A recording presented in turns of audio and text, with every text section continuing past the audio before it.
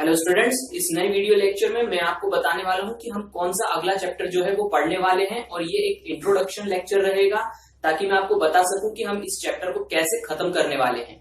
तो इस चैप्टर का नाम रहेगा कार्य, ऊर्जा और शक्ति।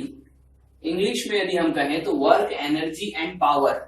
ये चैप्टर किन किन एग्जाम्स में काम आएगा, किन्हें किन्हें इसे पढ़ने की जरूरत है, मैं आपको बता देता हूं। सबसे पहली बात, यदि कोई व्यक्ति एसएससी एग्जाम की तैयारी कर रहा है किसी भी प्रकार से, एमटीएस हो गया, सीजीएल या फिर सीएचएसएल, तो उसे इस चैप्टर को बिल्कुल पढ़ना चाहिए।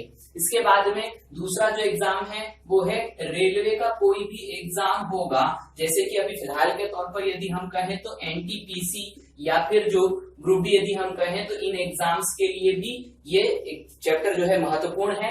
एसएससी और एनटीपीसी के बाद में अगली जो एग्जाम है वो है डीआरडीओ एमटीएस अभी आने वाला है। इस एग्जाम के लिए भी ये चैप्टर बहुत महत्वपूर्ण है। और अंत में सी टेट के लिए यदि कोई तैयारी करता है तो क्योंकि मैं थियोरेटिकली पोर्शन पढ़ाता हूं, क्योंकि मैं पूरा थ्योरी से लेकर के आगे बढ़ता हूं, इसीलिए जो भी सी टेट की तैयारी करता है उसे फिजिक्स हम जो पढ़ रहे हैं वो बहुत ही ज्यादा काम आएगी। तो अब मैं आपको बता देता हूं कि इस पूरे चैप्टर को हम कैसे आगे बढ़ाएंगे।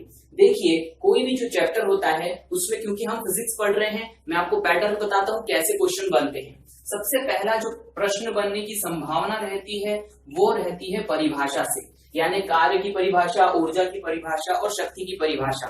इससे जुड़ी हुई परिभाषाओं से प्रश्न बनता है, वो हम पढ़ेंगे।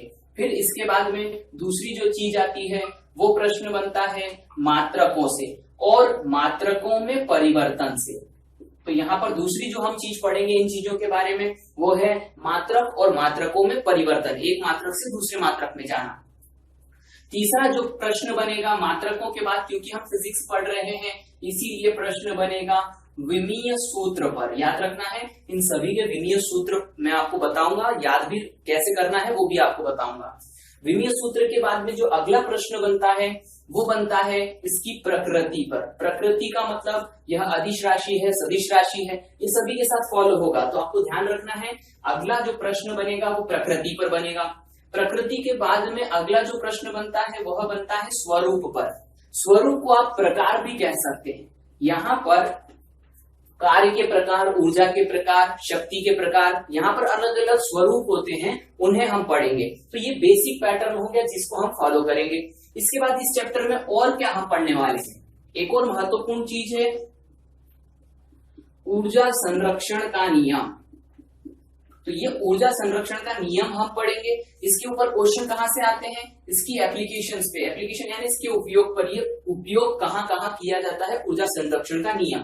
तीसरा जो चीज हम पढ़ेंगे वो क्या पढ़ेंगे, वो है ऊर्जा के स्रोत।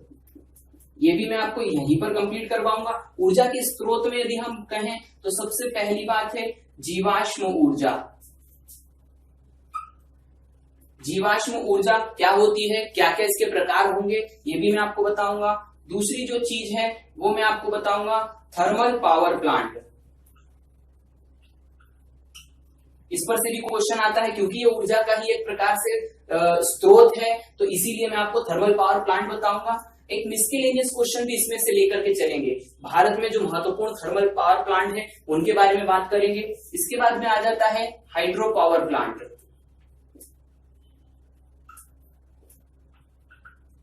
हाइड्रो पावर प्लांट पर जो क्वेश्चंस बनेंगे वो मैं आपको बताऊंगा। भारत में बांधों के ऊपर, नदी के ऊपर क्वेश्चन आते हैं। ये मिसकेलेनियस का पोर्शन रहेगा, लेकिन मैं आपको इसी चैप्टर में इसे कंप्लीट करवाऊंगा ताकि हम रिलेट करके पढ़ना सीख सकें। महत्वपूर्ण चीज ये रहेगी कि मैं आपको ये बताऊंगा, देखिए कहीं पर आपको सिर्फ ऑब्जेक्टिव क्वेश्चन मिलते हैं, कहीं पर आपको सिर्फ जो है थ्योरी मिलती है। मैं आपको थ्योरी के साथ में कैसे ऑब्जेक्टिव क्वेश्चन बनते हैं, थ्योरी पढ़ाते पढ़ाते ही मैं आपको ऑब्जेक्टिव क्वेश्चन बनाना बताऊंगा कि कैसे थ्योरी से ऑब्जेक्टिव क्वेश्चन बनते हैं। अगली चीज जो मैं आपको बताऊंगा चौथे नंबर पे है न्यूक्लियर पावर प्लांट।